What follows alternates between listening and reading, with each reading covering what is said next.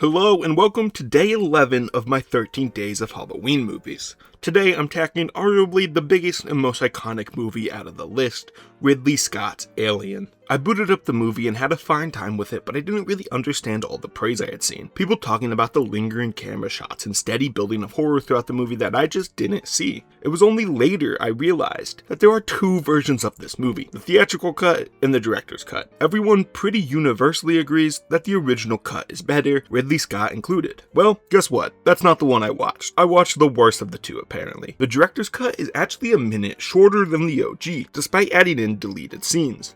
They did that by cutting down on those lingering shots and quickening the pace of the movie. So I wasn't just missing what everyone was praising for this movie. The version I watched was literally made to cut those parts out. I might be a bit of a dumbass, but I am going to go ahead and review this version of the movie. I have read the changes are not actually that significant and you should be fine watching either, but I just wanted to know at the top of this which of the versions I did watch. Alien is about a spaceship in the far reaches of outer space. An alien is brought on board that lays eggs in you and kills you. That's the basic setup, but you already know that. It might be that I watched the wrong version, but I do not see the level of hype behind the movie. Even the suspense building that was in the director's cut didn't fully work. I never felt that tense at all. There wasn't any anticipation of what comes next, the next bad thing. I'm just truly baffled at the people I follow on Letterboxd. It is a sea of 5 stars, and I came away having just a solid time. It makes me feel a little left out of the hype. There were some really good bits. All the acting was pretty great, starting with Sigourney Weaver. She carried her cool calmness very well through the start of the movie. The more Ripley started to realize the danger she was in, the more Weaver was able to act, and she just continued to do really good. She centered the entire movie quite well. I also really liked Yepet Koto as Parker. I just loved his character. It seemed this dude's solution to every problem was either to smash the fuck out of it or light it on fire. He wasn't dealing with any of the bullshit. You're just gonna get set on fire if you deal with this guy. I liked the final scene. The moment of release, followed by pure panic, and the big payoff of finally shooting the xenomorph into space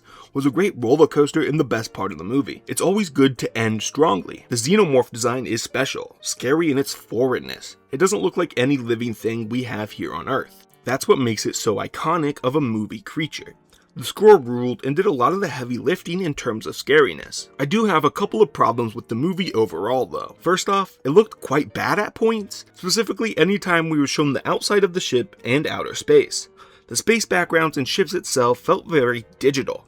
I don't know if I can fully describe it, but I'll try. Most sets have a tangible quality to them. They are dynamic and look sort of 3D, but these spaces did not do that. They felt rendered in 2D, not tangible.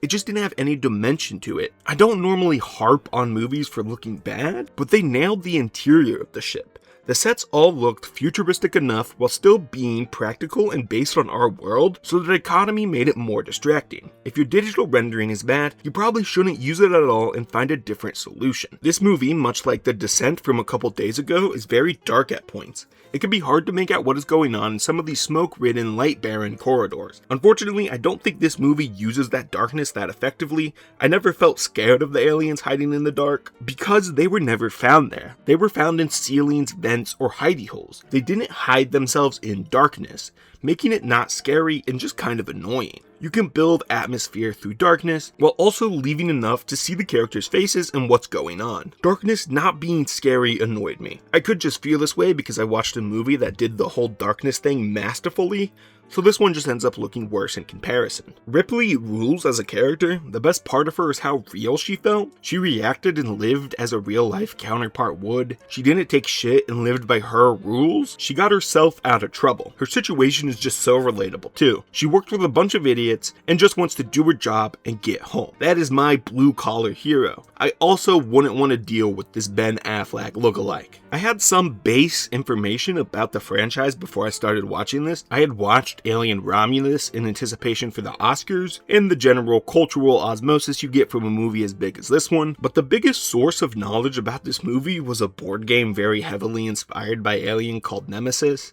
I don't own it, but I have watched playthroughs, and the game has all the stuff from the movie in it. From the implementing of eggs, people with secret objective, traveling in pairs, to the ability to suck the queen out of an air vent. Literally everything that happened in the movie made me think, oh yeah, you could do that in Nemesis. God, I want the game so badly, but it's just so expensive. If you have Nemesis, let me know, I will come play it with you.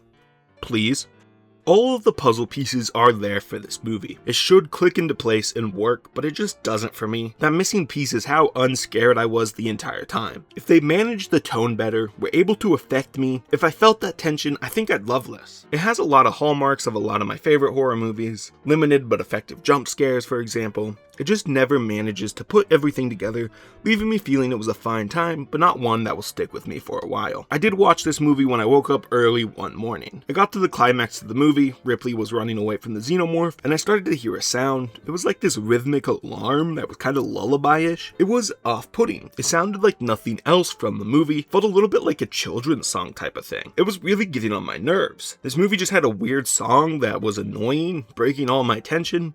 It went on for like a full 2 minutes. Then I realized it was my alarm to wake up. I had remembered to turn my first alarm off for the morning, but not the second one, and I didn't realize and just blamed it on the movie. Once I did realize, I had to stop and just admire my stupidity for a little bit, rewind the movie, and resume. I just think it's funny how dumb I am. There was one deeply weird part about this movie to me. I mentioned I liked the tension of the final scene, the seesaw nature of it, but what I failed to understand is why Ripley basically strips on the new spaceship. I get she has to for the sleep chamber, but she did it before she got her pod ready. She didn't check any of the ships for aliens either. She just takes off everything except for some small underwear and a shirt that reveals she had no bra on the entire time, goes to press some buttons, get her chamber ready, and then finds an alien. So now, in the most tense moment of the movie, she has basically no clothes on. I just find it very weird. I know Weaver wanted to do it nude, but due to the ratings, they went with the smallest pair of underwear ever. It just doesn't compute for me. There was no in-universe reason for her to strip down, because she wasn't done setting up the pod. Leaving me baffled, it makes no sense. Why was her whole ass out this entire time? It just doesn't fit the movie or character up until that point, making me think it was just done to add some extra eye candy or something. All in all, I hope someday in the future I am able to come back to this movie. Maybe watch the right edition and find that I was so wrong. I hope this video, in my opinion, ages badly, but I just don't see what elevates this movie beyond a good time. I feel left out from all the hype around this movie. I only have 2 days left in the 13 days of Halloween. Wow. Tomorrow will be normal, another one movie review, but then the 13th day on Halloween, I will be reviewing another 13 movies not yet talked about on the channel. I am super excited. Please like, comment, and subscribe. Since I am pre-making all these videos, I have zero clue how well they are doing on YouTube, so help me out. I hope you enjoyed. Thanks for watching.